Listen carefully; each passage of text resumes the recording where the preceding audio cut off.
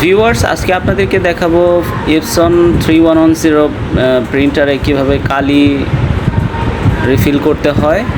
তো এটা হচ্ছে এপসন L3110 প্রিন্টার। তো এটাতে হচ্ছে কালি টিউবে থাকে সাধারণত, আর এটা হচ্ছে ক্যাপটা আমরা খুলবো প্রথমে। খোলার পরে এখানে দেখছি আমরা চারটা হচ্ছে কালি আছে, 4 ধরনের। তো আমাদের হচ্ছে ব্ল্যাকটা শেষ হয়ে গিয়েছে, সেটা আমরা রিফিল করব। তার আগে একটু মুছে নিচ্ছি। এটা হচ্ছে এপসন 003 মডেলের ব্ল্যাক ইঙ্ক। এটা হচ্ছে মেড ইন ফিলিপিন, তো অরিজিনাল কালি এটা। এটা 3 থেকে 500 টাকার মধ্যে থাকে, কোয়ালিটি অনুযায়ী ভ্যারি করে।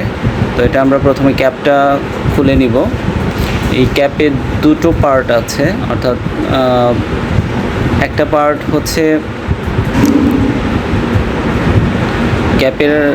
ক্যাপটা খুললে আমরা দেখতে পাবো এটা ইনট্যাক্ট করা আছে। ইনট্যাক্ট মনোগ্রামটা আমরা খুলে ফেলছি।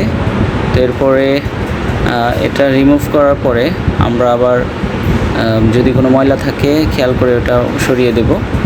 তারপর হচ্ছে আমরা ক্যাপটা আবার লাগিয়ে দিব, খুব ভালো করে টাইট করে লাগাবো। এখানে আমি আগেই বলেছি দুটো পার্ট আছে প্যাচ।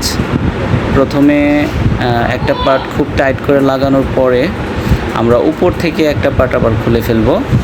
এটা না খুললে আসলে কালিটা রিফিল করা যাবে না। এটা খোলার পরে আমরা যে ক্যাপের মাথায় যে একেবারে এই প্রিন্টারের মডেলে বানানো আছে, তো সেখানে আমরা জাস্ট প্লাগ ইন করে দেওয়ার মতো করে দেব।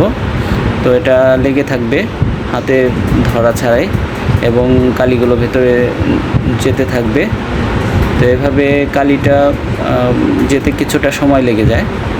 এবার আমরা এটাকে রিমুভ করে ফেলবো এখান থেকে। হালকা কালি পড়ে গেল, তো সমস্যা নেই, ওটা মুছে দিলেই চলে যাবে। তো সাবধানতার সাথে খুলতে হয়। এটা কিছু কালি বেঁচে গিয়েছে, আর কালিটা যদি না বেঁচে যেত তাহলে হয়তো এটা পড়তো না। তো আমাদের রিফিল করা শেষ।